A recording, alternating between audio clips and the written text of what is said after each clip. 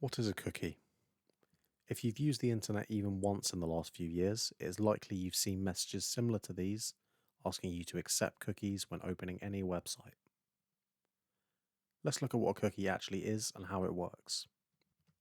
A cookie is a block of data that is created by a web server and stored on your browser when you connect to that web server to browse a website.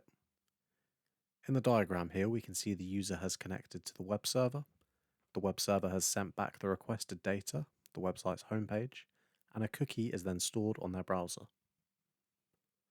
There are several different types of cookie. Let's have a look at what some commonly used ones do. A session cookie is the first one we'll look at. This type of cookie can be thought of as a website's short-term memory. It allows the site to recognize you as you move between pages by reading the data stored in the session cookie to identify you. An example of this would be if you're shopping on Amazon and add something to your cart and then move to another page to search for something else. The first item you added stays in your cart as you move to a new page, as the website reads the information it stored in your session cookie on the previous page. If your browser didn't have a session cookie on it, the website wouldn't recognize you when you move to a new page, and your cart will be cleared every time you move to a new page on that website. A session cookie is only temporary and is deleted when you close your browser. Next, let's look at first-party cookies. These are sometimes known as persistent cookies. It's easiest to think of these as a website's long-term memory. These stay on your device after you've closed your browser and usually stay there for around 1 or 2 years. However, they are only readable by the site that stored them there. A common use for these is storing your credentials so you don't need to type them out every time you revisit a website. When you connect to the website again, the site will use the data in the persistent cookie it stored on your device last time to recognize you and sign you in. If you automatically signed into YouTube when you opened the site today, YouTube was using a first-party cookie it had previously left on your device to identify you and sign you in automatically. They are also used so a website can remember things like language and menu settings you may have selected for the website.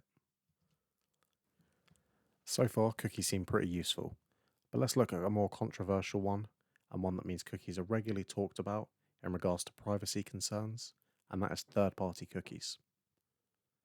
The sole purpose of these cookies is to track you across different sites and services.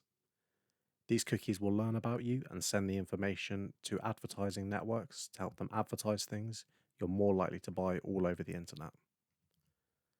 They'll record things such as your spending, browsing history, and demographic, just to name a few. A third-party cookie will be stored on your browser and will follow you from site to site. If you've ever been shopping for something online and later that day you notice the exact product you were looking at appear on your Facebook newsfeed, this is because the site you were shopping on has stored a third-party cookie in your browser.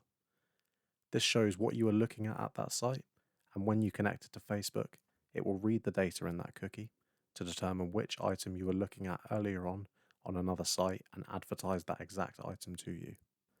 Having a third-party cookie in your browser is effectively allowing advertisers to follow you across every site you visit on the internet, constantly learning more about you and what advertisements you'll be likely to interact with. To protect your privacy, it's highly recommended to block third-party cookies. This is very easy to do in your browser settings. In Chrome, for example, just go to Settings, Privacy and Security, Cookies, and Other Site Data, and block third-party cookies. Thanks for watching. Please consider liking and subscribing if you found this video useful.